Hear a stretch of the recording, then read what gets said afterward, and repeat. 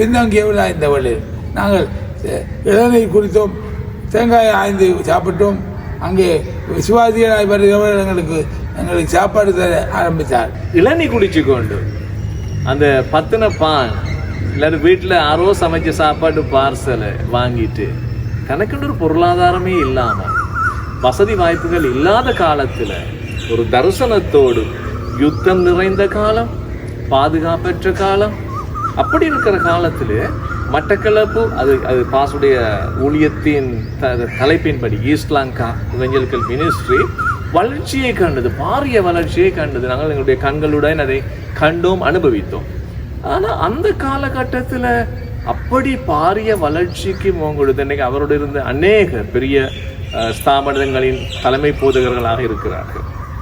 ஆனால் கவலைக்கு ஒரு விடயம், தற்பொழுது எல்லா வசதிகளும் இருக்கிறது. மீட்டிங் நடக்கிறது பெரிய பெரிய 5 ஸ்டார் ஹோட்டலில், பணங்கள் வெளிநாட்டு பணங்கள் பல கோடி ரூபாய் வருகின்றது. எல்லா வசதி வாகனங்கள் இருக்கிறது, நல்ல கூட்டங்கள் நடத்துவதற்கு இசைகள் எல்லாமே எல்லா கருவிகளும் இருக்கிறது. ஆனால் அந்த காலத்திலே இருந்த ஊழிய வளர்ச்சி இல்லை என்பதை புள்ளி வரவியல் காட்டுகிறது. இன்றைக்கு இலங்கையில் 1.5% தான் கிறிஸ்தவர்களுடைய வீதாசாரம், அதிலையும் பெந்தகோஸ்து திருச்சபை என்று சொன்னால் 0.5% போல. பயங்கரவாத இயக்கங்கள், பயங்கரவாத அன்றைக்கு போராளிகள் அதிகமாக வளர்ந்து வந்த ஆரம்ப கட்டம். அந்த நேரத்தில் என்னுடைய வீட்டிலே நான் தேடப்பட்டேன், மட்டக்களப்பிலே நான் தேடப்பட்டேன். ஏனென்றால் நான் போனது அந்த இருக்க சூழ்நிலையில் நான் போகக்கூடாது என்று நான் அறிவுறுத்தப்பட்டேன். இதனாலே நான் போன பிற்பாடு அந்த நிகழ்வு நடந்து முடிந்து விட்டது. ஆனால் என்னாலே என்னுடைய மட்டக்களப்புக்கு திரும்பி வர முடியாத ஒரு நிலை எனக்கு ஏற்பட்டது. மறைக்கப்பட்ட ரகசியங்களை வெளிச்சத்தில் கொண்டு வருகின்ற வெளிச்சம் நிகழ்ச்சி வின் ஸ்ரீலங்கா யூடியூப் அலைவரிசை உங்களுக்காக வழங்குகின்ற கலந்துரையாடல் நிகழ்ச்சி. இன்றும் எங்கள் மத்தியிலே எங்கள் வரவேற்பை ஏற்றுக்கொண்டு வருகை தந்திருக்கிறார் இலங்கை ஈஸ்ட் லங்கா இவெஞ்சலிக்கல் ஊழியத்தின் ஸ்தாபகரும் தலைமை போதகருமான பாஸ்டர் குகன் ராஜதுரை அவர்கள். இன்று விசேடமாக நாங்கள் அறியப்போவது இலங்கை தேசத்திலே யுத்த காலத்தில் இவ்வாறான ஒரு ஊழியத்தை இவர் கட்டி இலங்கையிலும், இலங்கையை மாத்திரமல்ல வெளி தேசங்களிலும் இந்த ஊழியத்தை கொண்டு நடாத்துவதற்கு எவ்வாறு அழைக்கப்பட்டார், எவ்வாறான சவால்களுக்கு முகங்கொடுத்தார், தற்போதைய நிலை என்பதை குறித்து மிகவும் கௌரவமாக உங்களை வரவேற்கின்றோம் பாஸ்டர் குகன் ராஜதுரை அவர்களே. நீங்கள் 95ஆம் ஆண்டு இருந்து எங்களை போன்ற அநேக ஊழியர்களை வளர்த்தெடுத்த அனுபவம் தனிப்பட்ட விதத்தில் எனக்கும் இருக்கிறது. உங்களுடைய ஊழியத்துக்கு எவ்வாறு நீங்கள் உள்வாங்கப்பட்டீர்கள் என்று எங்களை அறிமுகப்படுத்த முடியுமா? கர்த்தருக்கு ஸ்தோத்திரம். நான் ஒரு மெதடிஸ்த திருச்சபையை உருவாக்கப்பட்டு வளர்க்கப்பட்டவன். ஏனென்றால் என்னுடைய அநேக உறவினர்கள் மெதடிஸ்த திருச்சபையின் தலைமை போதகர்களாக அநேகர் இருந்திருக்கிறார். அப்படி வளர்ந்தவன் நான் 1980ஆம் ஆண்டு, அதுக்கு முன்பாக அந்த 80ஆம் ஆண்டு 17 வயதிலே என்னுடைய வாழ்க்கையில் ஒரு பெரிய மாற்றம் உண்டானது. அதுக்கு முன்பாக நான் ஒரு இசை வாத்தியத்திலே தேர்ந்த மனுஷனாக, பல வாத்தியங்கள் வாசிக்கக்கூடியவனாக, பல ஒப்பிசை உலக பிரகாரமான மேடைகளிலே பல பிரபலமான பாடகர்கள், முக்கியமாக அந்த நாட்களிலே உலக பிரகாரமாக ஏ மனோகரன், ரித்திகனட்டம் போன்ற பல பாடகர்களோடு கூட அவர்களுக்கு இசை வாத்தியத்தை வாசிக்கிற ஒரு மனுஷனாக இருந்தவன். ஆகவே என்னுடைய வாழ்க்கையிலே அப்படிப்பட்ட காலங்கள் அதிகமான ஹோட்டல்கள் வழி, அந்த நாட்களிலே உங்களுக்கு தெரியும், பாசிக்குடா, கல்குடா, நிலாவளி போன்ற இடங்களிலே பலவிதமான டூரிஸ்ட் ஹோட்டல்களில் வாத்தியங்கள் வாசிக்கும்படியாக ஒவ்வொரு வாரமும் அழைக்கப்பட்டு அந்த வாத்தியங்களின் ஊடாக அநேக ஜனங்களை உலக பிரகாரமாக சந்தோஷப்படுத்தும்படியாக பாவிக்கப்பட்ட ஒரு வாலிபன். 13 வயதிலிருந்து 17 வயது வரைக்கும் என்னுடைய வாழ்க்கையிலே அப்படிப்பட்ட ஒரு முக்கியமான, அதாவது உலக பிரகாரமான ஒரு பாதாளம் என்று சொல்லலாம். அப்படிப்பட்ட உலக பிரகாரமான ஒரு இருளுக்குள்ளே வாழ்ந்த மனுஷன். உலக பிரகாரமாக ஜனங்களை ஆடல் பாடல்கள் மூலமாக அவர்களை சந்தோஷப்படுத்தினவன். ஆனால் இதன் நிமித்தம் இலங்கையிலே யுத்த காலம் ஆரம்பமானது. 1977ஆம் ஆண்டிலிருந்து யுத்த காலம் ஆரம்பமானது. இந்த யுத்த காலத்திலே இலங்கையிலே இருந்து யுத்தத்துக்கான எல்லா விதமான ஆரம்ப கட்ட நேரத்திலே 1977ஆம் ஆண்டு இலங்கையின் சரித்திரம் மாற்றப்பட்ட ஒரு நாள். அதாவது இலங்கையின் அதிக வாக்குகளை பெற்று 2/3 பகுதி வாக்குகளை பெற்று ஜனாதிபதியாக ஜெயவர்தனா அவர்கள் ஜனாதிபதியாக வந்த நாள். அந்த நாட்களிலே இலங்கையின் சரித்திரம் மாற்றப்பட்டது. இது நான் ஏன் சொல்லுவேன் என்றால், என்னுடைய வாழ்க்கையினுடைய இந்த ஊழியத்துக்கு வருவதற்கு காரணமாக இந்த சம்பவத்தை நான் சொல்ல வேண்டும். 1977ஆம் ஆண்டிலே என்னுடைய வாழ்க்கையிலே இந்த வாத்தியத்திலே மிகவும் தேர்ச்சி பெற்றவனாக இருந்தேன். ஆகவே எங்களுடைய பாடசாலையிலே பேண்டு வாத்தியம் மிகவும் இலங்கையிலே பிரபலியமான பேண்டு வாத்தியமாக சென்ட் மைக்கேல்ஸ் காலேஜ் பெருத்து பெற்றதாய் வந்தது. ஆகவே இந்த பேண்டு வாத்தியம் பெருத்து பெற்றதாய் வந்து முதல் இடத்தை இலங்கையில் பெற்றுக்கொண்டது. விசேடமாக செக்ஸோஃபோன்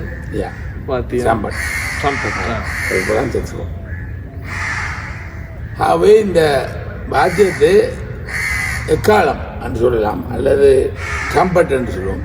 இதிலே மிகவும் தேர்ச்சி பெற்ற ஒரு வாலிபனாக என்னை பார்த்து ட்ரம்பட் கோன் என்று சொன்னால்தான் மற்றவர்களே பாடசாலையிலே தெரியும். அப்படி பிரபலியமாக இருந்தேன். ஆனால் என்னுடைய வாழ்க்கையில் ஒரு பெரிய ஒரு மாற்றம் நடந்ததுக்கு காரணம்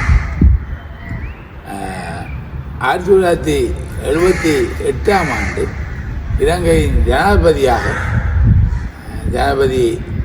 ஜெயவர்தனா அவர்கள் வந்த பொழுது அவருடைய கான்வொகேஷன், அதாவது அவருடைய உடன்படிக்கை செய்கிற அந்த நாள் வந்தது. அப்பொழுது இலங்கையிலிருந்து 2 வாலிபர்கள் அவர் வந்து இறங்கும் பொழுது, இலங்கை பாராளுமன்றத்துக்கு முன்பாக அவர் இறங்கும் பொழுது 2 வாலிபர்கள் செலக்ட் பண்ணப்பட்டார்கள், தெரிந்து கொள்ளப்பட்டார்கள். அவர் வரும்பொழுது எக்காலத்தை ஊதும்படியா. அதுவே ராயல் காலேஜில் இருக்கிற ஒரு வாலிபனும், கொழும்பூர் ராயல் காலேஜ் வாலிபனும், மட்டக்களப்பிலிருந்து நானும் தேர்வு செய்யப்பட்டோம். இது இலங்கையின் சரித்திரத்திலே மிக முக்கியமான ஒரு சம்பவம். ஆனால் அந்த செலக்ட் பண்ணப்பட்ட அந்த நாட்களிலே மட்டக்களப்பிலே வாலிபர்களுக்குள்ளே அந்த அரசாங்கத்தை குறித்து அல்லது அந்த தெரிவை குறித்து ஒரு பெரிதான குழப்பம் வந்து பாடசாலைகளிலே எல்லா இடங்களிலும் சைக்கும் குண்டுவெடிப்புகளும் பாடசாலை மாணவர்கள் உண்ணாவிரதம் இருப்பதும் இப்படி பெரிய போராட்டம் நடக்க ஆரம்பித்த காலம். அந்த வழியிலே என்னாலே மட்டக்களப்பிலிருந்து போக முடியாத அந்த நிகழ்வுக்கு நான் ஜனாதிபதியினால் அழைக்கப்பட்டிருந்தாலும் அந்த நிகழ்வுக்கு போக முடியாத ஒரு சூழ்நிலை எனக்கு ஏற்பட்டது. இதனாலே நான் ஒரு வாத்தியம் வாசிக்கிற ஒரு மனுஷனாக இருந்தபடினாலும், பிரபலமானவனாக இருந்தபடினாலும் கட்டாயம் போக வேண்டிய நிலைக்குள்ளே செல்லப்பட்டது. அப்பொழுது நான் எங்களுடைய கேட்ட அரசாங்க அதிகாரி சொன்னது, என்னாலே வர முடியாது, வந்தால் எனக்கும் என்னுடைய குடும்பத்துக்கும் ஆபத்து வரும். அப்படிப்பட்ட நிலை தான் மட்டக்களப்பில் அந்த நேரத்தில் இருந்தது.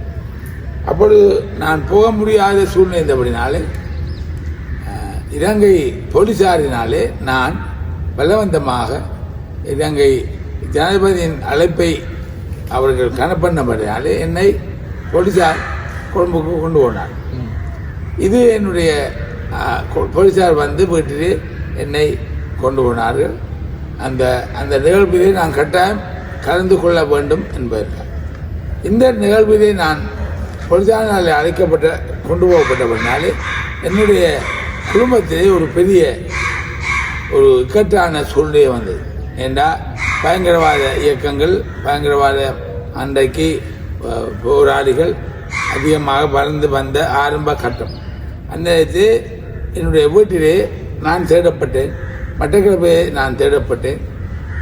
ஏனென்றால் நான் போனது அந்த இருக்க சூழ்நிலையை நான் போகக்கூடாது என்று நான் அறிவுறுத்தப்பட்டேன். இதனாலே நான் போன பிற்பாடு அந்த நிகழ்வு நடந்து முடிந்து விட்டது. ஆனால் என்னாலே என்னுடைய மட்டக்களப்புக்கு திரும்பி வர முடியாத ஒரு நிலை எனக்கு ஏற்பட்டது. என்றால் திரும்பி வந்தால் நான் கொலை செய்யப்பட்டு விடுவேன் என்ற ஒரு அச்சுறுத்தல் எனக்கு இருந்தது, மரண அச்சுறுத்தல். இதனாலே நான் 6 மாதங்கள் மறைவாக இருக்க வேண்டிய ஒரு நிலை எனக்கு ஏற்பட்டது. இதுதான் என்னுடைய வாழ்க்கையின் ஒரு பயம், மரண பயத்தினாலே ஆட்கொள்ளப்பட்டது. இந்த மரண பயத்திலிருந்து யார் என்னை விடுதலை ஆக்குவார்? ஏனென்றா வெளியில் போக முடியாது, வீட்டுக்குள்ளே இருக்க முடியாது. என்ன மரண பயம், எப்பொழுது மரணம் என்னை சந்திக்கும் என்று சொல்லி மிகவும் ஒரு நெருக்கப்பட்ட மனுஷனாய் நான் பயத்திலே வாழ்ந்தேன். கிட்டத்தட்ட 6 மாதம். இந்த நேரத்தை தான் மரணம் என்னை இவ்வளவு நெருக்கும் பொழுது என்னால் வெளியே போக முடியாது. அப்படினால் இலங்கையில் பல மரணங்கள் நடந்து கொண்டது. கொலை செய்யப்பட்டார்கள், இராணுவத்தில் கொலை செய்யப்பட்டார்கள், வாலிபர்கள் பலர் கொலை செய்யப்பட்ட ஆரம்ப கட்டம். இனக்கலவரத்தை அடிப்படையாக கொண்டு அது ஆரம்ப கட்டம். அது அப்போ யுத்தம் ஆரம்பமாக இல்லை, இது ஆரம்ப கட்டத்து. இலங்கையிலே பரவலாக பல இடங்களிலே நடந்து கொண்டிருந்த காலகட்டம். ஆகவேதான் நான் கதனை, என்னுடைய இதயம் கதனது, யார் என்னை விடுதலை செய்வார்? நான் ஒரு கிறிஸ்தவனாக இருந்தாலும் நான் இயேசுவை குறித்து அதிகமாக அறிய. நான் பாடகர் தான், அது மியூசிக் வாசிக்கிறவன் தான், சர்ச்சிலே போய் இயேசுக்கு ஒத்தாசையாக இருந்த மனிதன் தான். ஆனால் என்னுடைய வாழ்க்கையில் அந்த நிகழ்வு என்னை அதிகமாக தாக்கினது. இதனாலே பயத்திலே நான் யாரும் கதைக்க மாட்டேன், எங்கேயும் போக மாட்டேன். பயம் பயம் பயம் பயம் என்ற ஒரு நிலைக்குள்ளே தள்ளப்பட்டது. கதை தோற்றம் இப்படிப்பட்ட ஒரு நிலை 1980ஆம் ஆண்டு இப்படி அதிகமான நெருக்கங்கள் தேசத்தில் ஏற்பட்ட பொழுது நானும் அதிகமாக நெருக்கப்பட்டேன். அந்தபடிதான் கதை ஆண்டவரே கடவுள் என்ற ஒரு இருந்தால் என்னை இதிலிருந்து விடுதலையாக்க வேண்டும்.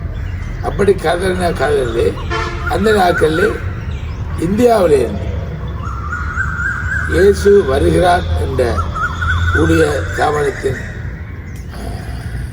இயக்குனர்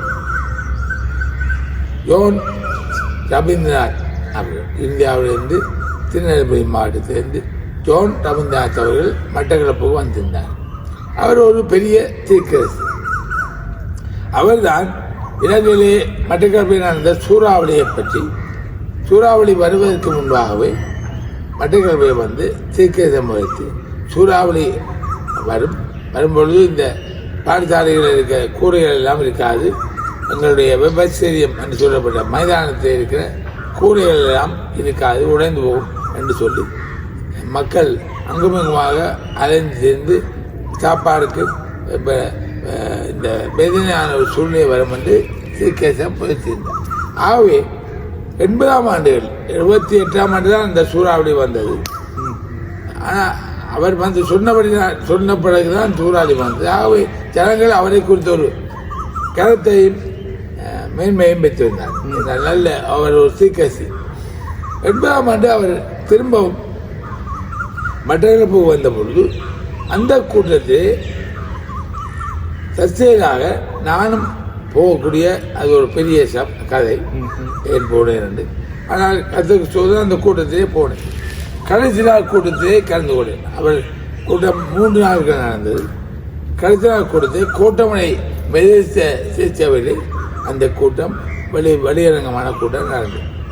அப்பொழுது நான் போய் நான் வரும் பயத்தோடும் நடுக்கத்தோடும் நெருக்கத்தப்பட்ட நிலையிலே அந்த கூட்டத்திலே போயிருந்தேன். கூட்டத்தில் போயிருக்கும்போது அவர் ஒரு தீர்க்கதரிசி. பலரை குறித்து பல சம்பவங்களை குறித்து அவர் தீர்க்கதரிசனம் உரைத்தார். அந்த வழியிலே நான் மக்கள் என்னை பார்க்கக்கூடாது, யாரையும் நான் பார்க்கக்கூடாது, இப்படியான பயத்தை நான் இருந்தபடிதான் நான் ஒரு மரத்துக்கு கீழே மரத்துக்கு பின்னால் ஒளிந்து அங்கே இருந்தேன். என்றால் மக்கள் என்னை பார்க்கக்கூடாது என்ற பயம், அப்படிப்பட்ட ஒரு மரண பயம். அப்படிப்பட்ட சூழ்நிலை கூட்டமெல்லாம் பலர் அவர் இயேசுவினுடைய வருகையை பற்றி, இயேசுவாமி வந்தால் நீ எடுத்துக்கொள்ளப்படுவாயா, நீ உன்னை ஆயத்தப்படுத்திக்கொள் என்று சொல்லி அவர் பிரசங்கம் பண்ணி கொண்டுதான்.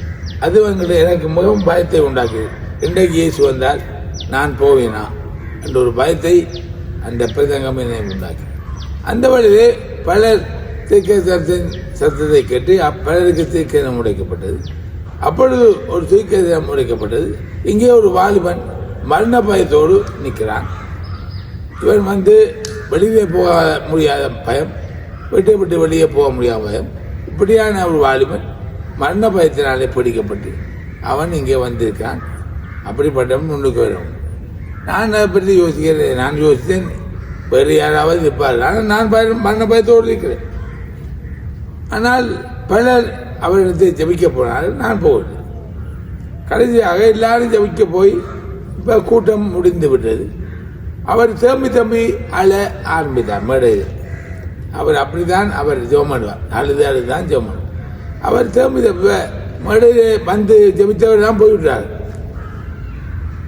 இப்போ வந்த ஜனங்கள் எல்லாம் போக ஆரம்பித்தார். இப்போ கிரவுண்ட்ஸில் ஒரு 4 பேர் தான் நின்று கொண்டார். அந்த வழியிலே இந்த தேவ மனுஷன் மேடையிலிருந்து அழுது தம்பி அழுதார்.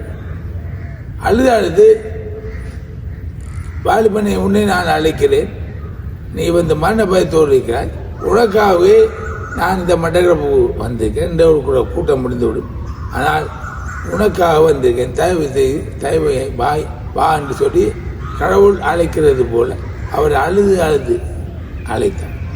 அப்பொழுது நான் சுற்றி விட்டு பார்த்தேன், யாருமே போவதற்கு இல்லை என்றால் எல்லாருமே ஜெபமண்ணி போயிட்டாங்க. ஆனால் இவர் மேடையிலிருந்து அழுது கொண்டிருக்கார். அப்பொழுது என்னுடைய உடலம் உடைக்கப்பட்டது. அந்த மாதிரியே நினைக்காக அழுவோம். நான் மட்டும்தான் இங்கே மேடைக்கு போவதற்கு பயத்தோடு நிற்கிறேன் என்று ஒரு ஏக்கம் என்னை பிடித்து கொண்டது. அப்பொழுது என்னுடைய காலில் எண்ணி அறியாமலே மேடையை நோக்கி போனது.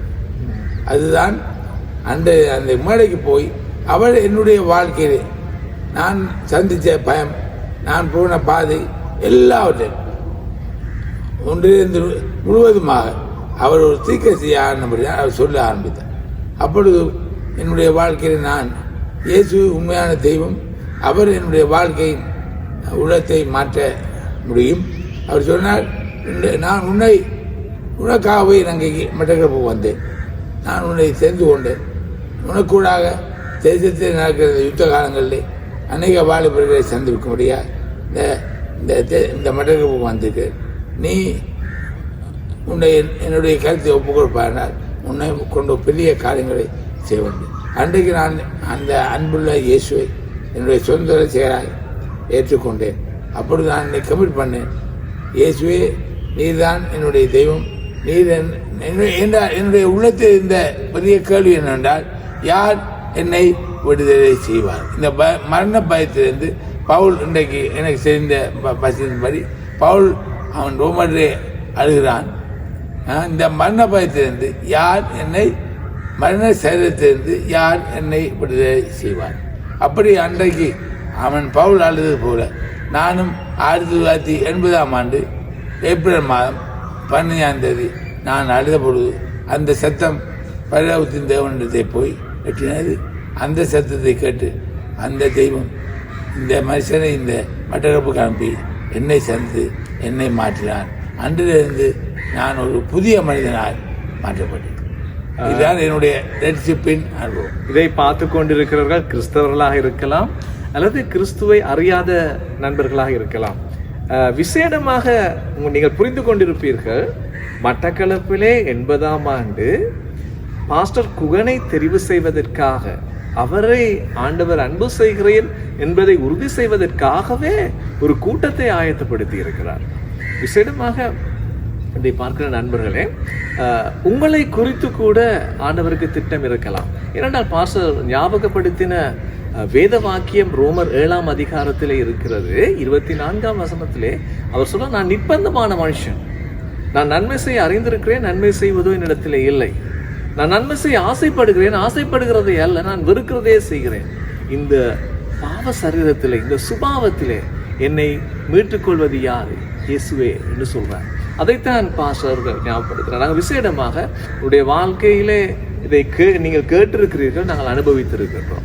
விசேடமாக இவர் சொல்லிய கதையை நீங்கள் சற்று ஆழமாக நிதானத்தோடு பார்த்தால், இலங்கையிலே இனத்துவேஷம் அதிகமாக இருந்த காலம், தீவிரவாதம் வளர்ச்சி அடைந்த காலம், இனபேதங்கள் அதிக அளவிலிருந்து அநேக மரணங்கள் நடந்த காலகட்டத்திலே தான் பாஸ்டர் குகன் ராஜதுரை அவர்கள் கூறிய சம்பவங்கள் நடந்தேறியது. அக்காலத்திலே ஒரு வாலிபன் ஊழியத்தை தெரிவு செய்வது என்று சொல்வது விசேடமான ஒரு காரியம். சுமூகமாக மட்டக்களப்பு தேசம் இருக்கவில்லை. மிகவும் யுத்தம் நிறைந்த காலம். அதனை தொடர்ந்து பாரிய யுத்தமே இலங்கையிலே உண்டானதை அறிந்திருப்பீர்கள். இந்த யுத்த காலத்திலே நான் அறிந்த வண்ணம் தன்னுடைய உடைமைகளை கூட விற்று கிராமங்களிலே நடந்து திரிந்து வசதி வாய்ப்புகள் இல்லாமல் அநேக ஊழிய தலைவர்களை உருவாக்கியதாக கேள்விப்பட்டிருக்கிறேன், அனுபவித்திருக்கிறேன். நாங்கள் கேட்டு பார்ப்போம், எப்படி அந்த பொருளாதார பிரச்சனை, யுத்த சூழ்நிலை, வசதி வாய்ப்புகள் தற்பொழுது மாதிரி இல்லாத காலத்தில் உங்களுடைய ஊழியம் எவ்வாறு சவால்களுக்கு முகம் கொடுத்தது? 1980ஆம் ஆண்டு ஆண்டவரை ஏற்றுக்கொண்ட பிற்பாடு என்னுடைய உள்ளத்திலே இருந்த ஒரே ஒரு ஆவல், என்னை போன்ற வாலிபர்கள், அந்த நாட்களில் என்னை போன்ற மரண பயத்தினாலே பிடிக்கப்பட்ட வாலிபர்களை இயேசுவினுடைய அன்பு, என்னை சந்தித்த ஆண்டவரை நான் அனுபவப்படுத்துவேன். இதனாலே அந்த நாட்களிலே உங்களுக்கு தெரியும், யாழ்ப்பாணம்தான் அதிகமாக இந்த போராட்டத்தை, அதிக யுத்தங்கள் நடந்த ஆரம்பித்த இடம். அப்பொழுது நான் மட்டக்களப்படி அப்படி யாழ்ப்பாணத்தை போன்ற நெருக்கங்கள் இருக்கவில்லை. அப்பொழுது நான் யோசித்தேன், இப்படிப்பட்ட வாலிபர்கள் மட்டக்களப்பையும் விட யாழ்ப்பாணத்திலே அதிகமாக கஷ்டப்படுகிறார்கள். இதனாலே நான் யாழ்ப்பாணத்துக்கு போனேன். யாழ்ப்பாணத்துக்கு போய் என்னுடைய பாடசாலை படிப்பின் நிமித்தம் என்னுடைய பெற்றோர் என்னை யாழ்ப்பாணத்துக்கு படிக்க அனுப்பினார்கள். ஆனால் அங்கே படித்து கொண்டிருக்கும் பொழுதும் அநேக வாலிபர்களை நான் சந்திக்க வேண்டிய நிலை வந்தது. அப்பொழுது நான் யோசித்தேன், இந்த வாலிபர்களுக்கு இயேசுடைய அன்பை சொல்லும் உண்டு. அங்கேயே இயேசுடைய அன்பை சொல்லும்படியான சூழ்நிலை வந்தது. கடவுளுடைய நாமம் மயப்படும்படியாக 1981ஆம் ஆண்டிலிருந்து 87ஆம் ஆண்டு வரைக்கும் யாழ்ப்பாணத்தை இருக்கத்தக்கதான ஒரு சூழ்நிலை எனக்கு வந்தது. காரணம், அங்கே இருக்கிற அநேக இந்த வாலிபர்கள் நெருக்கப்பட்டார்கள், ஒடுக்கப்பட்டார்கள், பல யுத்த சூழ்நிலைகள் நடந்தது, பல பயங்கரவாத சூழ்நிலைகள் நடந்தது. ஆரம்பத்தில் இயேசுடைய அன்பு, இயேசுவே உன்னை பாவத்திலிருந்து மரண பயத்திலிருந்து விடுதலையாக்கக்கூடியவன் என்ற செய்தியை என்னுடைய 18வது வயதிலிருந்து நான் சொல்ல ஆரம்பித்தேன். அப்படிப்பட்ட ஒரு ஒரு சவாலை நான் பெற்றுக்கொண்டேன். கர்த்தருக்கு சோத்திரம். பவுலை பாவித்த தேவன், மரண சரீரத்திலிருந்து விடுதலையாக்கிற பவுலை பாவித்த தேவன் என்னையும் பாவிக்க ஆரம்பித்தார். எனக்கு எந்த விதமான அனுகிரகங்கள் இருக்கிறது. ஆனால் நான் போகிற இடங்களில், நான் போகிற வாலிபர்கள், சந்தித்த வாலிபர்கள் அனைவரும் மரண பயத்திலிருந்து உன்னை விடுதலையாக்கக்கூடியவர் ஒருவர் தான். அது எந்த முயற்சியும் இல்லாமல் இயேசு உனக்கு இலவசமாக அந்த விடுதலை கொடுக்க முடியும் என்பதை தெளிவாக சொல்லக்கூடியதாக இருந்தது. 1987ஆம் வரை நான் யாழ்ப்பாணத்தில் இருக்கக்கூடிய சூழ்நிலை வந்தது. யாழ்ப்பாணத்திலிருந்து மட்டக்களப்பு வருகிற சூழ்நிலை 87 IPK Indian piece keeping force வந்து அந்த இடத்துல ஆளுகை செய்ய ஆரம்பித்த பொழுது எனக்கு ஒரு பீஸ் ஸ்ட்ரோக் 87ஆம் ஆண்டு உண்டானது. அந்த பீஸ் ஸ்ட்ரோக்கின் பிற்பாடு நான் மட்டக்களப்புக்கு வருவதற்கான சூழ்நிலை வந்தது. ஆனால் மட்டக்களப்பை பார்த்தபொழுது அந்த யுத்தம் அதிகரித்ததையுடைய யுத்தம் குறைந்து போகுது. நிச்சயமா. ஆகவே மட்டக்களப்பிலே நான் இருக்க வேண்டிய சூழ்நிலையில் இருக்கப்பட்டேன். இப்படியாவது என்னுடைய ஜனங்கள், என்னுடைய பட்டணத்திலே இருக்க ஜனங்கள், என்னுடைய மாவட்டத்திலே இருக்க ஜனங்கள், அந்த வாலிபர்களை இயேசுக்கு அன்புள்ளவனாய் மாற்ற வேண்டும் என்பதற்காக 87ஆம் ஆண்டு சியோன் செவ்வாலயத்திலே ஒரு உதவி ஊழியனாக அங்கே இன்பம் மோசஸ் அவர்கள் தலைமை போவதாக இருக்கும்போது நான் உதவி ஊழியனாக அங்கே இணைந்து கொண்டேன். காரணம், அவர் என்னுடைய ஆவிக்குரிய வாழ்க்கையின் முக்கியமான நபராய் இருந்தார். அப்பொழுது நான் அவரோடு சேர்ந்து இந்த ஊழியங்களிலே சியோன் தேவாலயத்தில் உதவி ஊழியனாக கடமையாற்றேன். கர்த்தருக்கு ஸ்தோத்திரம். அந்த நேரத்தில் யுத்தங்கள் அதிகரித்து கொண்டே போனது. 89ஆம் ஆண்டு 90ஆம் ஆண்டிலே இலங்கையிலே மட்டக்களப்பு, விசேஷமாக மட்டக்களப்பிலே பயங்கரமான யுத்தங்கள் நடந்துக்க ஆரம்பித்தது. அந்த பயங்கரமான யுத்தத்தில் அநேக வாலிபர்கள் கொத்து கொத்தாக மறித்து அங்கே சரளங்களாக அங்கே ரோட்டிலே குவியலாக இருந்த காலம். அந்த நேரத்தில் அநேக தாய்மார்கள் அழுகிறார்கள், அநேக வாலிபர்கள் அழுது புலம்புகிறார்கள், அநேக தகப்பர்கள் அழுகிறார்கள். இதனாலே என்னுடைய வாழ்க்கையிலே அன்றைக்கு இயேசு அவர்களுக்கு தேவை, இயேசு ஒருவரே அவர்களை விடுதலையாக்க முடியும் என்ற சவாலோடு 1990ஆம் ஆண்டிலே நான் தீர்மானித்தேன், நான் ஒரு சபையிலே இருந்து இந்த காரியத்தை செய்வதை விட நான் சுயாதீனமாக ஒரு சுவிசேஷமாக இறங்கி தனிப்பட்ட முறையிலே நான் போனால்தான் சபையினுடைய எந்த விதமான கட்டுப்பாடும் இல்லாமல் நான் கிராமங்கள் தோறும், கிராமங்கள் இயேசுக்கே கிராமங்கள் என்ற துணையோடும், யார் என்னை விடுதலை செய்வார், இயேசு ஒருவரை விடுதலை செய்வார், இந்த துடிக்கிற வாலிப ரத்தம் அந்த இயேசுக்காகவே சிந்தப்பட வேண்டும் என்று சொல்லி 1990ஆம் ஆண்டு நான் ஒரு புதிய ஒரு முறையை விசேடமாக பாஸ்டர் தான் எங்களுக்கு சொல்ல வேணும். எங்களுடைய கலந்து எங்களோடு இணைந்து இருக்கிறவர்களோடு வளமையான ஊழியங்கள் மட்டக்களப்பில் நடந்து கொண்டிருந்த பொழுது உங்களுடைய ஊழியத்தில் நாங்கள் கண்டது ஒரு பஸ்ஸை எடுத்து அந்த பஸ் ஒரு சுவிசேஷ பணிக்காக அந்த பஸ்ஸை ஆயத்தப்படுத்தி இருந்தீர்கள். இன்னொரு சின்ன சின்ன கிராமங்களில் குடிசைகளை அமைத்து அதிலே சிறு திருச்சபைகள் உருவாக்கப்பட்டது. பொருளாதாரம் உங்களுடைய மோட்டார் சைக்கிள் வண்டியை கூட விற்று அந்த உங்களோடு இருந்த வாலிபர்களுக்கு செலவு செய்த அந்த காரியங்களை கேள்விப்பட. அப்படி இருக்கிற நேரம் உண்மையாக அந்த காலகட்டத்தில் நீங்கள் செய்த ஊழியம் வித்தியாசமாக தான் இருந்துச்சு மட்டக்களப்பில். ஏன்னா அந்த காலத்தில் இப்படி ஊழியம் செய்கிறதுக்கு குறைவான நபர்கள் தான் இருந்தாங்க, இந்த துண்டு பிரசுர ஊழியங்கள். அப்போ இப்படியான முறையை நீங்கள் கைக்கொள்ளுறதுக்கு என்ன விஷயம் இருக்காங்க? ஆண்டவரை வழி நடத்தலாம் அல்லது இல்லாத பழைய முறையை நீங்கள் கையாளாமல் புது முறையை கையாளுந்தீங்களா? பல சபைகள், ஆவிக்குரிய சபைகள் இருந்த வேளையிலும் சுவிசேஷ ஊழியம் மிகவும் ஒரு குறைவான இல்லையன்றே சொல்றேன். ஓ எஸ், அப்படித்தான். ஆகவே அந்த காலகட்டத்தில் சுவிசேஷம் எப்படி போகலாம், முக்கியமாக பட்டணங்களே அல்ல கிராமங்கள். ஏண்டா எங்களோட பட்டணம் கிராமங்களால் நடந்தது.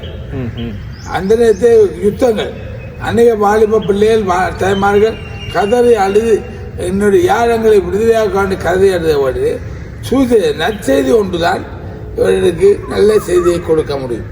ஆகவே நற்செய்தி ஒரு சபைக்குள்ளே இருந்து கொண்டு அதை செய்ய முயற்சி செய்ய முடியவில்லை. ஆகவே ஒரு டீம் வேணும். இதுக்கு ஒரு டீம் இருந்தால் தான் ஒரு டீமோடு சேர்ந்து நாங்கள் கிராமங்களுக்கு போய் இந்த நற்செய்தியை துணியாய் சொல்ல முடியும் என்று சொல்லி நான் ஜெபம் பண்ண ஆரம்பித்தேன். அந்த ஜெபத்தின் பலனாக 1991ஆம் ஆண்டு என்னோடு சேர்ந்து ஒரு 8 வாலிபர்கள் நாங்களும் வருகிறோம் என்று சொல்லி அவர்கள் எல்லாம் இந்த என்னை போன்ற பயங்கரவாதத்தினாலே அடிக்கப்பட்டு நொறுக்கப்பட்டு சமுதாயத்தாலே வெறுக்கப்பட்டு மட்டுமல்ல இந்த யுத்தத்தினாலே பாதுகாப்பு தேடி கொண்டிருந்த ஒரு சூழ்நிலை யுத்தத்தினாலே அவர்கள் ஜெயிலுக்கெல்லாம் போய் வந்தாங்க. தெரியும். நாங்கள் இந்த பொதுவான அலைவரிசையை அதை பயன்படுத்தக்கூடாது. ஆகவே நாங்கள் யுத்தத்தினாலே அவர்கள் அடிமைப்படுத்தப்பட்டாங்க. அவர்கள் ஒன்றுமே செய்ய முடியாத சூழ்நிலை. ஆகவே அவர்கள் எல்லாரும் என்னோடு இணைந்து நாங்கள் ஜெபிக்க ஆரம்பித்தோம். ஆகவே அந்த ஜெபங்கள் உபவாச ஜெபங்களாக மாறினது.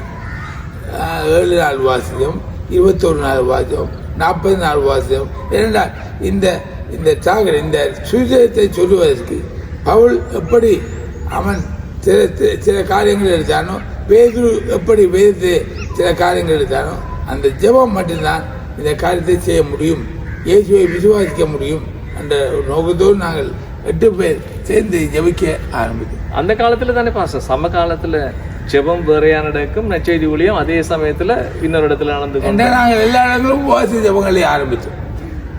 கிராமமாக ஒருவர் 2 பேர் ரசிக்கப்பட்டு விட அவங்கள விட்டு உபவாசம். எங்களுக்கு தெரிந்தது உபவாச ஜெபம் இல்லாமல் இந்த இந்த எல்லையை தாங்கள் சந்திக்க முடியாது. விசேடமா பாசம் இதை கொஞ்சம் சொல்லுங்க. என்னன்னா அந்த காலத்துல இப்ப பாக்குறவங்களுக்கு தெரியும், மட்டக்களப்புல கிறிஸ்தவ நம்பிக்கை அற்ற வீதாசாரம் அதிகமா இருந்தது. 90ஆம் ஆண்டு தான் அந்த வீதாசாரத்துல பாரிய ஒரு மாற்றம் கிறிஸ்தவத்துல தாக்கம் ஏற்பட்டது உங்களோட ஊழிய காலத்துல. அது இலங்கை புள்ளி வரவியல்ல தெரியும். அப்ப விசேடமாக அந்த கிறிஸ்தவ நம்பிக்கை அற்ற சமூகம் மிகவும் என்னது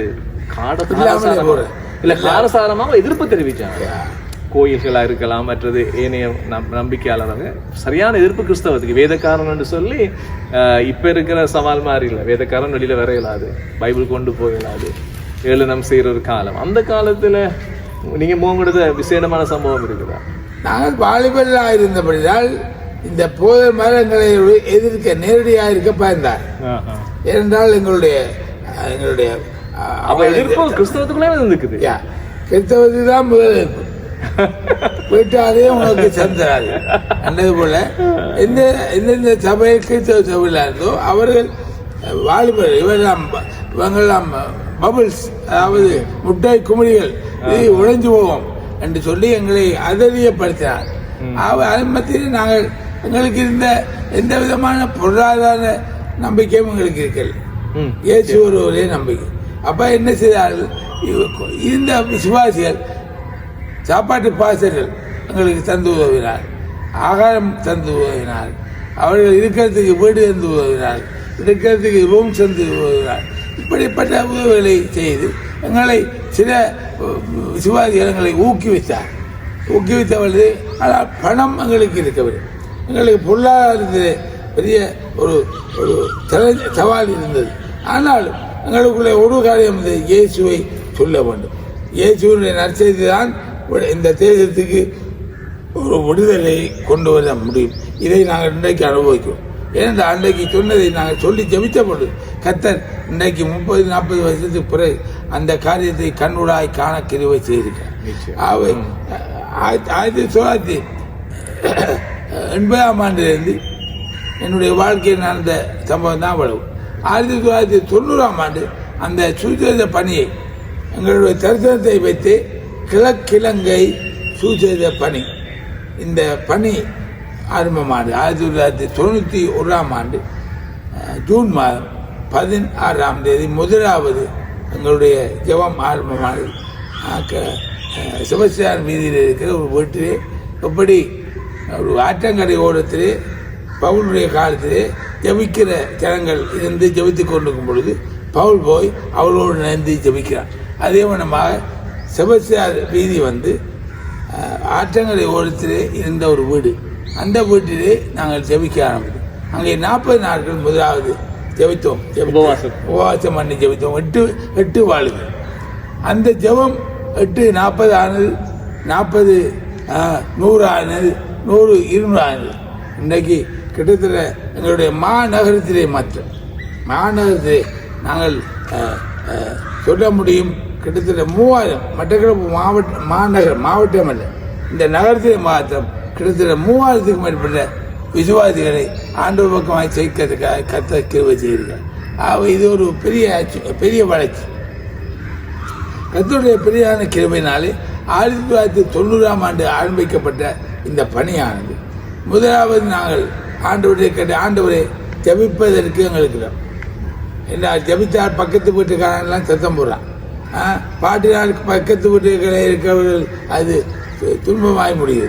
ஆகவே எங்களுக்கு ஒரு டிஸ்டர்பன்ஸும் இல்லாமல் ஜபிக்கிறதுக்கு எங்களுக்கு ஒரு தோட்டம் வேண்டும். கர்த்தருடைய பெரிய கிருபையினாலே 1992ஆம் ஆண்டு எங்களுக்கு களவாஞ்சிக்குடி என்ற இடத்திலே ஒரு 157 ஏக்கர் விசாரம் உள்ள ஒரு காணி எங்களை பார்க்க முடியாது, சொந்தமாக இல்லை, நாங்கள் அதே வாழ முடியும். எங்களை பார்க்க முடியாது. ஒரு சகோதரி, அந்த ரசிக்கப்பட்ட சகோதரி மூலமாக அந்த காணி எங்களுக்கு கிடைத்தது. அதே நாங்கள் ஜப தோற்றம் என்று சொல்லி அங்கே ஜபிக்க ஆரம்பித்தோம். அந்த வாலிபர்கள் 8 வாலிபராக இருந்தவர்கள் 40 வாலிபர்களாக மாறினார். 40 வாலிபர்கள் எங்களோடு இணைந்துள்ளார். நாங்களும் இந்த இந்த சேனையிலே சேருகிறோம். நாங்களும் இந்த சேனையிலே சேர்ந்து இந்த நற்செய்தி பணியை நாங்களும் செய்ய ஆரம்பிப்போம் என்று முழு நேர ஊழியர்களாய் இந்த பணியிலே இணைந்து கொண்டார். அந்த இடத்துல தானே பாஸ்டர் பைபிள் காலேஜ் உருவாக்கப்பட்டது. அதான் அங்கே எல்லாமே அந்த தோட்டத்தை ஜபிக்க ஆரம்பித்து நாங்கள் 44 வருஷம் 21 நாள் ஜபம் அந்த இடத்துல யுத்தங்கள் நடந்து கொண்டிருக்கும். ஒரு பக்கத்து அரசாங்க படையினர் யுத்தம் செய்து இன்னொரு பக்கத்து இந்த சொல்றது கொஞ்சம் யுத்தத்துக்கு பழக்கப்பட்ட முன்முறமாக யுத்தம் அப்படிப்பட்ட ஒரு இடத்தை தான் இந்த காணி எங்களுக்கு கத்தர் கொடுத்தார். ஆனபடினாலே அந்த இடத்தை நாங்கள் பயமில்லாமல் எந்த யுத்தம் இருந்தாலும் பயமில்லாமல் 24 மணி நேரம், சும்மா இல்லை, இரவு வேளா 24 மணி நேரம் இந்த ஜெபம் ஆரம்பிக்கப்பட்டது. நாங்கள் 2 மணி நேரத்துக்கு உண்டாக 4 பேர் சேர்ந்து மாறி இந்த செயின் பிள்ளையார் என்று சொல்லி 24 மணி நேரம் கண்டினியூஸாக கிட்டத்தட்ட 10 வருடங்கள் தொடர்ந்து ஜபித்தோம். அப்பொழுதுதான் கர்த்தர் இலங்கையிலே என்னென்ன நடக்க போகுது, எப்படி நடக்கும், எப்படி இலங்கை சமாதானத்தை பெற்றுக்கொள்ளும், எப்படி இந்த யுத்தம் நிறுத்தப்படும், எப்படி நான் இந்த சமாதானத்தை கொண்டு வர என்று கர்த்தர் எல்லாவற்றையும் பேசினார். அல்லேலூயா. இதனால் 40 பேர் நாங்கள் தொடர்ந்து இடைவிடாமல் ஜபத்திலும் உபவாசத்திலும் எப்படி அப்போ சில நாட்களில் அவர்கள் தரிசினார்கள். அப்படி தரிசித்தபோது ஆண்டவர் சொன்னார், நீங்கள் புறப்பட்டு தினந்தோறும் கர்த்தர் சபைக்கு ஆக்களை கூட்டிக் கொண்டிருந்தார். அந்த 28 அதிகாரங்களும் உங்களுக்கு பாடமாயிடுச்சு. அப்போ சில நடவடிக்கைகளிலே 28 அதிகாரங்களுக்கு எங்களுடைய வாழ்க்கை நடைமுறையாயிடுச்சு. அப்பொழுது உவாசத்து அவர் எழுப்பி சொன்னார், பேதூர் எழும்பின போல அவர் சொன்னார், நீங்கள் இப்ப புறப்பட்டு போய் சகல சிசியடு இந்த மட்டக்களப்பு ஒவ்வொரு கிராமம் அந்த எல்லா கிராமங்களும் சூரியத்தை அறிவிக்க கர்த்தர் எங்களை பயன்படுத்தார். எங்களுடைய வாழ்க்கையை அன்றைக்கு பொருளாதாரத்தை நாங்கள் மிகவும் பின்தங்கியவர்களாக இந்த வழியில் நாங்கள் இளநீர் குடித்தோம், தேங்காய் ஆய்ந்து சாப்பிட்டோம். அங்கே விசுவாசிகளாய் வருகிறவர்கள் எங்களுக்கு சாப்பாடு தர ஆரம்பித்தார். இப்படியாக அன்புள்ளவங்கள், பாடசாலை ஆசிரியர்கள், முக்கியமாக இந்த பேக்கரி நிறுவனர்கள் அவர்கள் பாந்தர ஆரம்பி அப்படியாக நான் யாரு சாப்பாடு யோசிக்கவில்லை. என்னோட இறுதி கேள்வியும் அதான். ஏன்னா உங்களுக்கு மிகவும் சுவாரஸ்யமான ஒரு பதிலை பாசனத்திலே நாங்கள் பெற்றுத்தரப்போகின்றோம். உங்களுடைய ஊழியத்துக்கும் உங்களுடைய தனிப்பட்ட வாழ்க்கையும் பிரயோஜனமாக இருக்கும் என்று நம்புகின்றேன். இளநீ குடிச்சு கொண்டு அந்த பத்தின பான் இல்லாட்டி வீட்டில் யாரோ சமைச்ச சாப்பாடு பார்சலை வாங்கிட்டு கணக்குன்ற ஒரு பொருளாதாரமே இல்லாமல் வசதி வாய்ப்புகள் இல்லாத காலத்தில் ஒரு தரிசனத்தோடு யுத்தம் நிறைந்த காலம், பாதுகாப்பற்ற காலம், அப்படி இருக்கிற காலத்தில் மட்டக்களப்பு அது பாசுடைய ஊழியத்தின் தலைப்பின்படி ஈஸ்ட்லங்கா இவஞ்சலிக்கல் மினிஸ்ட்ரி வளர்ச்சியை கண்டது, பாரிய வளர்ச்சியை கண்டது. நாங்கள் எங்களுடைய கண்களுடன் அதை கண்டோம், அனுபவித்தோம். ஆனால் அந்த காலகட்டத்தில் அப்படி பாரிய வளர்ச்சிக்கு முகங்கொடுத்து இன்னைக்கு அவரோடு இருந்த அநேக பெரிய ஸ்தாபனங்களின் தலைமை போதகர்களாக இருக்கிறார்கள். ஆனால் கவலைக்கு ஒரு விடயம், தற்பொழுது எல்லா வசதிகளும் இருக்கிறது. மீட்டிங் நடக்கிறது பெரிய பெரிய 5 ஸ்டார் ஹோட்டலில், பணங்கள் வெளிநாட்டு பணங்கள் பல கோடி ரூபாய் வருகின்றது. எல்லா வசதி வாகனங்கள் இருக்கிறது, நல்ல கூட்டங்கள் நடத்துவதற்கு இசைகள் எல்லாமே எல்லா கருவிகளும் இருக்கிறது.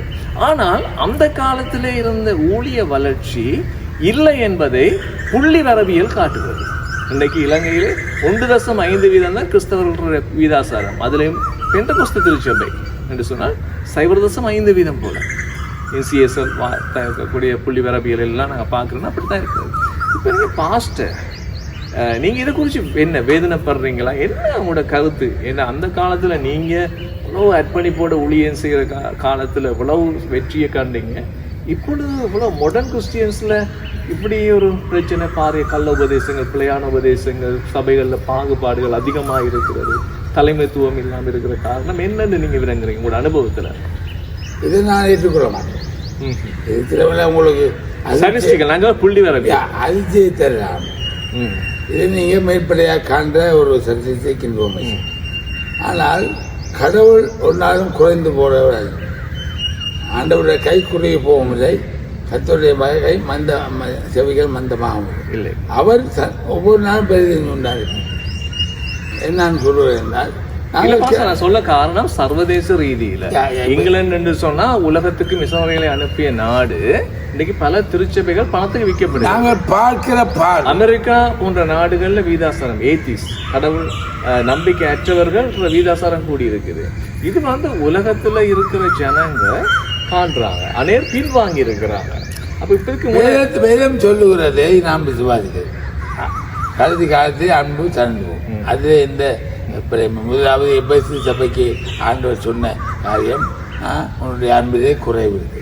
இந்த அன்பு குறையும் பொழுது நீங்கள் சொன்ன காரியங்கள் நடக்கும். ஆனால் மட்டக்களப்பை போய் பொறுத்த விஷயத்து இன்னைக்கு இலங்கையில் நீங்கள் பார்ப்பீங்கன்னா மட்டக்களப்பு மாவட்டம் தான் ஆவிக்குரிய விதத்தை வளர்ச்சி அடைந்து கொண்டு இருக்கிற ஒரு மாவட்டம்.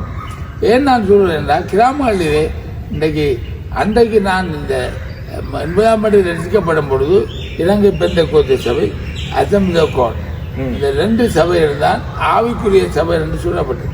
இன்றைக்கு மட்டக்களப்பு மாவட்டத்திலேயே 98, அதாவது 100 டினோமினேஷன்ஸ் இருக்கு.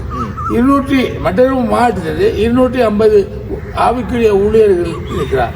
இன்னும் ஊழியர்கள் உருவாகி கொண்டிருக்கிறார். எத்தனை வீதாசாரம் மட்டக்களப்பில் இருக்கிறாங்க இதெல்லாம் ஐயா, இதெல்லாம் சும்மா இல்லை. இலங்கையில சொல்றாங்க NCSL அந்த கணிப்பீட்டுல 7.1% தான் கிறிஸ்டியன்ஸ் இருக்கிறாங்க. அதுல கத்தலிக்ஸ் இருக்கிறாங்க 6.5%. NCSL என்ற சாவனம் அது கிராமங்களுக்குள்ளே வேலை செய்கிறது உண்மை. ஆனால் இன்றைக்கு நான் ஒரு ஊழியக்காரனாக இருந்து கிராமத்துக்குள்ளே இருக்கேன்டான். அவர்கள் என்னை அவள் என்னுடைய சர்டிஃபிகேட் என்பதையும் சொல்லக்கூடாது. சரி சரி சரி. இன்றைக்கு இந்த 4 மாதத்துக்குள்ளே எங்களுடைய சபையில் கிட்டத்தட்ட 30 வார்டு பேர் நினைக்கிறாங்க. தற்பொழுது பாஸ்டர் எத்தனை உங்களோட மினிஸ்ட்ரியில என்னுடைய எத்தனை பேர் இருப்பாங்க? மட்டக்களப்பு டவுன்ல ஈஸ்ட்லாங்கா இவஞ்சலிக்கல் மினிஸ்ட்ரி. நாங்கள் வித்தியாசமான ஒரு உடையம் செய்கிறோம். நாங்கள் எங்களுடைய அட்வைஸ் கூட எல்லாரும் பெற்றிருக்கவர்கள் இந்த ஆண்டவர் சொன்னவர் 5 இது பணி 5 வருஷத்துல அவனை சுவாதீனமாக விடு. வேதமோடு அவள் அப்படித்தான் செய்தார், பேசு அப்படித்தான் செய்தார், அவள் அப்படித்தான். ஏன் நான் சொல்லுவேன்னா, இப்படி தான் ஒரு வளர்ச்சி வருது. நாங்கள் ஒரு குடைக்குள்ளே எல்லாரும் வச்சிருந்தா வளர்ச்சி ஆனபடியாக தான் நீங்கள் சொல்ற வளர்ச்சி விதம் குறைஞ்சது. ஒரு பிள்ளை அது 18 வயது 19 ஆனே நாங்கள் திருமணம் முடிஞ்சு அனுப்புகிறோம். திருமணம் முடிச்சு வீட்டுக்குள்ள வச்சிருந்தா சண்டை வரும். நிச்சயம். அப்போ அந்த பிள்ளைய நாம சுயநமாக நல்லா உற்சாகப்படுத்தி அனுப்பினோம்னா அந்த பிள்ளை போய் வளர்ந்து அநேக குடும்பங்களை உருவாக்கும்.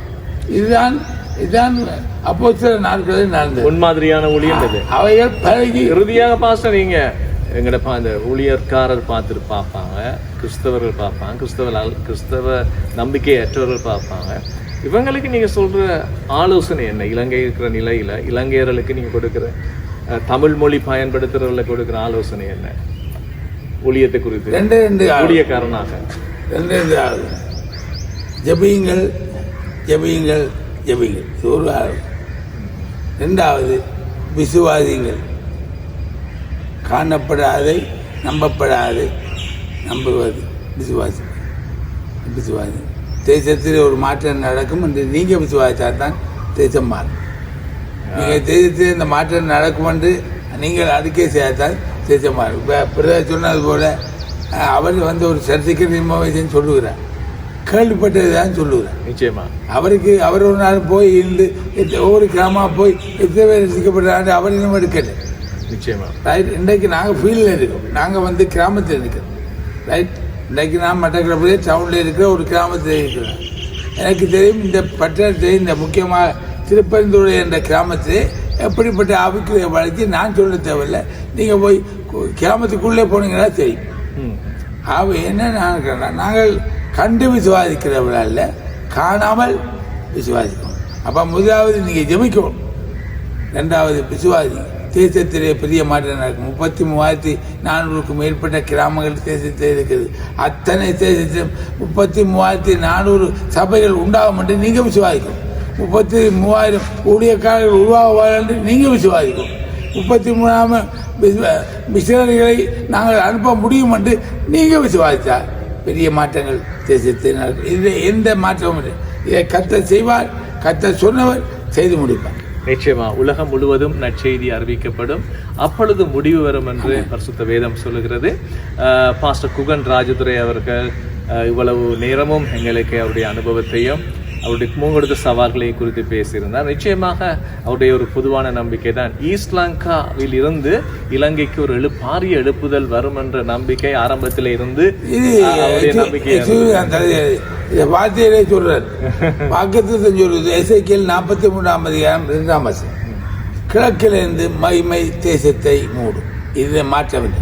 அது அவருடைய அந்த காலத்தில் இருந்த நம்பிக்கை எங்களையும் அப்படியே ஊட்டி வளர்த்தவர். அதற்காக நாங்களும் சிறு வாலிப பிராயத்திலே அப்படி வளர்க்கப்பட்ட நாங்கள் விசேடமாக ஞாபகப்படுத்த வேண்டும். பாஸ்டர் குகன் ராஜதுரையுடைய உண்மையான குரல் இது அல்ல. மட்டக்களப்பு வரலாற்றிலே குணரட்னம் ஐயான்னு ஒரு சுவிசேஷம் இருந்தால் அவருக்கு மைக் சவுண்ட்ஸ் தேவையில்லை, அப்படி ஒரு வாய்ஸ் இருக்கும். அவரையும் ஞாபகப்படுத்துகிறோம். அதுக்கு பிறகு மைக் இல்லாமல் பெரிய ஒரு காங்கிரிகேஷனோட பேசக்கூடிய குரல் வளமும் சத்த வளமும் இருந்த ஒரு தலைமைத்துவம் நிறைந்த ஒரு திடகாத்திரமான ஊழியக்காரன் நான் மட்டக்களப்பிலே குகன் ராஜதுரை அவர்கள் அறிமுகப்படுத்தப்பட்டிருந்தார். தற்பொழுது அவருடைய சுவையின காரணமாக அவர் இன்னும் கலந்து போகாமல் ஊழியங்களிலே ஈடுபட்டு கொண்டிருக்கிறார். அவரையும் உடைய ஜெபங்களிலே ஞாபகப்படுத்திக் கொள்ளுங்கள். மாஸ்டர் நன்றி, உடைய சேனலிலே வந்து இந்த உடைய பெருமதியான பேட்டியை, உடைய பெருமதியான நேரத்தை செலவழித்து கொடுத்ததுக்கு நன்றி.